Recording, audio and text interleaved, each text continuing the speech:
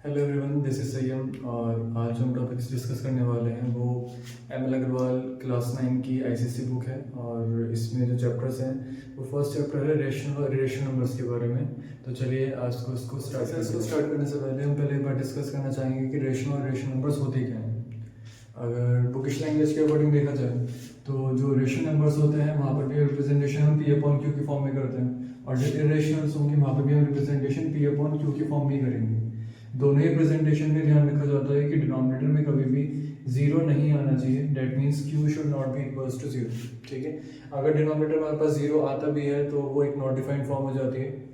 तब उन नंबर्स को हम ना तो रेशनल में काउंट आउट कर पाएंगे ना ही रेशनल में, वो एक तरीके से इमेजिनरी फॉर्म में चले जाते हैं। और चैप्टर में जो हम डिस्कस करना है वो एक नॉर्मल फॉर्म है जिसमें कभी भी डिनोमिनेटर वाले प्लेस में आपके पास जीरो नहीं होना चाहिए। ठीक है, अगर मैं रेशनल नंबर्स की बात करना चाहूँ तो यहाँ पर हमारे पास फ्रैक्शंस होंगे, इंटीजर्स होंगे, और आपके पास जो टर्म्स होंगी वो इस फॉर्म में होंगी कि या तो वो होंगी रिपीटिंग डेसिमल्स की फॉर्म में या फिर वो होंगी रिकरिंग। फ्रैक्शंस की बात करी जाए तो यहाँ पर आपके पास फ्रैक्शन हो जाएंगे नॉर्मल फ्रैक्शन से 2/5, 6/7, 1/9। ये कुछ फ्रैक्शंस हैं जो हम आगे इनमें रिपीटिंग और रिकरिंग में भी यूज करने वाले हैं।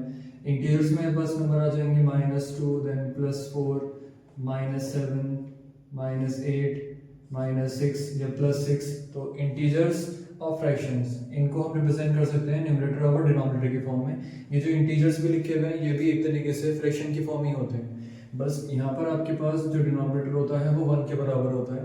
होते ये सब भी फ्रैक्शन की फॉर्म में है, इसलिए हमने आपको जो ब्रॉड हेडिंग्स पढ़ रहे हैं वो है फ्रैक्शंस। देन नेक्स्ट है आपके पास इंटीजर्स। उसके बाद जो नेक्स्ट टर्म है वो है आपके पास रिपीटिंग और रिकरिंग। ठीक है, रिपीटिंग रिकरिंग दोनों ही प्रेजेंट करते हैं ऐसे नंबर्स को जिनका जब डिवीजन करा जाए तो आपके पास वैल्यूज कंटिन्यूटी में रिपीट होती रहती है। मीन्स अगर मैं यहाँ पर 9 से डिवीजन स्टार्ट करता हूँ 1 का, तो डेसिमल प्लेस करने के बाद मुझे यहाँ पर प्लेस करना होगा सिंगल जीरो, देन 9 1 से 9, अगेन रिमाइंडर विल बी 9। मैं जीरो एड अप करके कैरी नीचे लेकर आऊंगा, दोबारा ये हो जाएगा आपके पास 9, और ऐसे ही ये वैल्यू जो होगी वो रिकर होती रहेगी। मीन 0.1 ओवर पार अगर मैं यहाँ पर रिप्रेजेंट करना चाहूँ तो ये रिप्रेजेंट कर रहा है आपकी रिकरिंग टर्म को। ठीक है, देन नेक्स्ट यहाँ पर आते हैं हमारे पास टर्मिनेटिंग। ऐसे फ्रैक्शंस जिनकी value first place, second place या थर्ड प्लेस के पास पहुंचते ही डेसिमल्स की तरफ रिकर होगा और इसकी वैल्यू जो होगी वो पूरी तरीके से टर्मिनेट हो जाएगी। जैसे अगर मैं सॉल्व आउट करना चाहूँ 2/5 को, दैट मीन्स 5 आपका डिवाइजर है, 2 यहाँ पर आपके पास डिविडेंड है जिसको आप डिवाइड करना चाह रहे हैं। मुझे डेसिमल प्लेस करना पड़ेगा क्वोशंट में, और यहाँ पर आपके पास आ जाएगा 0, देन 5 4 20, और ये आपकी पूरा फ्रैक्शन कैसा हो गया है रिकरिंग। मीन्स रिकरिंग ही हो जाएगा आपके पास टर्मिनेटिंग। ठीक है, अब इस टर्मिनेटिंग वर्ड में भी हम इसको अगर रिप्रेजेंट इरेशनल की जो टर्म्स होती हैं वहां पर भी हमारे पास p अपॉन q की रिप्रेजेंटेशन है। q should not be equals to 0। बस यहाँ पर एक ये तो नॉर्मल बुकिश लैंग्वेज में हो गया कि डेफिनेशन है, मगर मेन जो कंसेप्ट क्लियर होगा वो एग्जांपल्स के थ्रू होता है। ठीक है, तो एग्जांपल्स में अगर मैं यहाँ पर रैंडम वैल्यू अगर लिखना चाहूँ, एग्जांपल वाइज √2 लिखा हुआ है, ये 1.4142 कंटिन्यूटी में वैल्यू चलती जाएगी। ना तो इसकी पूरी तरीके से टर्मिनेट हो सकता है क्योंकि 2 किसी का परफेक्ट स्क्वायर नहीं होता है, ना ही आपके पास जो √2 होगा वो रिकरिंग को ही आपको पार्ट दे पाएगा, जैसे 4142 4142 ऐसा पॉसिबिलिटी नहीं है। 8th क्लास में आपने सीखा होता है डिवीजन मेथड, हम यहाँ पर डिवीजन मेथड का यूज़ करते हैं, और बी एक्सरसाइज में हम इसको स्टडी भी करेंगे कि कैसे कैसे चेंजेस जो होते हैं वो इसके अकॉर्डिंग मूव करे जाएंगे। मीन्स पढ़ेंगे हम एक्सरसाइज नंबर 1 में ही, मगर स्टार्टिंग क्वेश्चन में रेशनल नंबर के बारे में, उसके बाद जो आपकी एक्सरसाइज है वो इरेशनल के बारे में स्टार्ट होगी। तो आज का जो हमारा पूरी वीडियो में कंसेप्ट रहेगा वो सिर्फ रेशनल के अराउंड ही रिवॉल्व करता रहेगा। √2 हो जाएगा, ऐसे आपके पास √3 की वैल्यू होती है 1.732, और ये भी ना तो टर्मिनेटिंग में जाएगी ना ही रिकरिंग में जाएगी। मीन्स ना तो रिपीट होंगी टर्म्स ना पूरे तरीके से खत्म होंगी। तो ये एक तरीके से रेशनल से जस्ट अपोजिट है आपकी इरेशनल। और भी हमारे पास कुछ कांस्टेंट टर्म्स होती हैं, पाई, दैट मीन्स 22/7। यहाँ पर भी अगर हम रिप्रेजेंट करना चाहें तो 3.14, और ये भी आपके पास नॉन टर्मिनेटिंग में जाता है।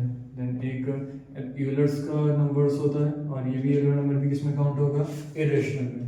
इसके अलावा इनका कोई भी कॉम्बिनेशन, एग्जांपल वाइज मैं यहाँ पर √2 + √3 लिख रहा हूँ, ये भी आपको आंसर कैसे देगा, एक इरेशनल आंसर देगा। 4 के साथ यहाँ पर सिंपली 2√2 लिखा हुआ है। ये पोर्शन एक इंटीजर है, मगर इसके आगे आपने यहाँ पर जो रिप्रेजेंट करा है वो एक रूट टर्म्स के साथ है, तो ये कभी भी इसके आंसर को फिक्स एक टर्मिनेटिंग में नहीं लेकर जाएगा, ना ही रिकरिंग में जाएगा। ठीक है, तो वैल्यूज जो होंगी वो यहाँ पर आपके पास ना तो रिकर कर रही है ना टर्मिनेट कर रही है। ये टॉपिक हो जाएगा आपका इरेशनल। चलिए अब एक्सरसाइज को स्टार्ट करते हैं। फर्स्ट क्वेश्चन है जो आपको बोर्ड विजिबल होगा, और इसमें हमें एक इंसर्ट करना है rational number between two rationals 2/9 and 3/8। ठीक है, ये दोनों रेशनल या इरेशनल कैसे हैं वो चैप्टर में धीरे धीरे हम आगे सीखते जाएंगे, क्योंकि 2/9 में अगर मैं इसको डेसिमल में चेंज करना चाहूँ तो ये वैल्यू जो नीचे 3 या 3 के मल्टीपल्स होते हैं ये हमेशा आपको वैल्यू देते हैं एक रिकरिंग और रिपीटिंग वैल्यूज में। वहीं पर अगर कोई भी 2 का मल्टीपल अगर डिनोमिनेटर में आता है तो हमेशा वैल्यू को टर्मिनेट कर देता है लास्ट तक पहुँचते पहुँचते। यहाँ पर हमें सिंपली फर्स्ट क्वेश्चन के अकॉर्डिंग यहाँ पर मुझे सिर्फ एक सिंगल रेशनल नंबर इंसर्ट करना है बिटवीन 2/9 एंड 3/8। कॉमन सा प्रोसीजर है बिल्कुल, आप एक तरीके से दोनों ही वैल्यूज का मीन फाइंड आउट कर देंगे 2/9 देन प्लस 3/8, और सिंपली यहाँ पर आपको करना होगा एडिशन। एडिशन के बाद आपके पास यहाँ पर आ जाएगा 72 मीन्स 1/2 साथ साथ चलता रहेगा बाहर आपके पास यहाँ पर, और ये जो आपके पास टर्म होंगी 9 आपको 72 का फॉर्मेशन करना है तो 8 से मल्टीप्लाई होगी 16 हो जाएगा। देन यहाँ पर है 8, 9 से मल्टीप्लाई होगी 9 3 हो जाएंगी 27। देन नेक्स्ट हो जाएगा 1/2, 16 प्लस 27 आपके पास हो जाएंगे 6 प्लस 7 हो जाएगा 13, देन 43/72, और मल्टीप्लाई फर्दर करी जाएगी तो आ जाएगा 43/144। तो 2/9 और 3/8 के जस्ट मिड में आपके पास नंबर आएगा वो जाएगा आपके पास 43/144। इसी फॉर्म में अगर मैं लिखना चाहूँ कि मैंने इंसर्शन कहाँ पर करा है ये, तो 2/9 लेस देन हो जाएगा 43/144 और लेसर हो जाएगा देन 3/8। तो स्मॉलर टू बिगर अरेंज करा गया है, इसी को कहा जाता है डिसेंडिंग फॉर्म। यहाँ पर हमने अभी सिंगल एक ही नंबर को इंसर्ट करा है। आगे नेक्स्ट क्वेश्चन में मूव करते हैं, वहाँ पर आपके पास डिफरेंट वैल्यूज दे रखी होंगी। बस नंबर फ्रैक्शन की फॉर्म में दे रखा है 1/3, और एक आपको दे रखा है यहाँ पर 4/5। इंसर्शन जो आपको यहाँ पर करना है वो 3 रेशनल नंबर्स का करना है, तो स्टार्टिंग का प्रोसीजर वैसे ही होगा जैसे अभी हमने पहले वाले क्वेश्चन में करना है। तो यहाँ पर जैसे इसकी स्टार्टिंग होगी, मुझे अगर फर्स्ट नंबर इंसर्ट करना है, मैं यहाँ पर थोड़ा छोटा लिखूंगा ताकि आपको पूरी जो सारी वैल्यूज हैं वो क्लियर दिखती रहे। 1/3 देन प्लस 4/5, देन अगेन यहाँ पर सॉल्व करके इसका एलसीएम फाइंड आउट करा जाएगा। 1/2 साथ साथ चलता रहेगा, 15 आ जाएगा यहाँ पर नीचे, और नेक्स्ट जो आपके पास वैल्यू बनेगी वो 3 5 15, देन 5 5 3 3 4 12, ऊपर आ रहा है आपके पास 1/2 17/15। तो जो लास्ट में आपके पास बनेगा यहाँ पर फ्रैक्शन वो हो जाएगा 17/30। अगर मैं इनको रिप्रेजेंट करना चाहूँ जैसे हमने लास्ट क्वेश्चन में करा था कि ये एक स्मॉलर टू बिगर की फॉर्म में हो जाए, तो वो चीज़ आपको हेल्प भी करती है क्वेश्चन में लिखने में कि आपका नेक्स्ट स्टेप किस तरीके से फॉलो होना चाहिए। अभी हमने सिर्फ एक ही यहाँ पर रेशनल नंबर है जिसको हमने इंसर्ट करा है। अगर सेम प्रोसीजर को मैं आगे लेके जाना चाहूँगा तो अब हम एक नेक्स्ट इंसर्ट कर सकते हैं इन दोनों फ्रैक्शंस की बिल्ड में। ठीक है, मीन्स मेरे पास जो सेकेंड नंबर बनेगा वो जाएगा 1/2 1/3, और दूसरा आपके पास 17/30 1/3, और नेक्स्ट है आपके पास 17/30। मीन्स जो हमारे पास फर्स्ट और सेकंड नंबर बना था, अब मैं उसके मिड में एक और नंबर इंसर्ट कर रहा हूँ जिसका आंसर आपके पास फ्रैक्शन का एडिशन करने के बाद देन 1/2 से मल्टीप्लाई करने के बाद ये आ जाएगा। थर्ड नंबर अगर मुझे फाइंड आउट करना है तो ऐसे ही सिमिलरली मैं थर्ड नंबर फाइंड आउट कर सकता हूँ 17/30 देन 4/5 के मिड में, तो 1/2 17/30 प्लस 4/5। यहाँ से आपके पास आ जाएगा यहाँ पर थर्ड नंबर।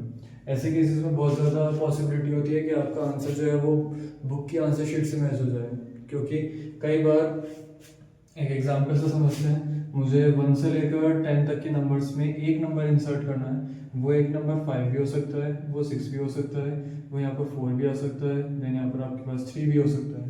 है ये सारे नंबर्स 1 और 10 के मिड में, और एक नंबर चाहिए तो वो कोई सा भी हो सकता है। इसलिए कई बार होता है कि मेथड्स चेंज हो जाने की वजह से आपके आंसर जो होंगे वो मिसमैच होते रहेंगे एक्सरसाइज से, ठीक है।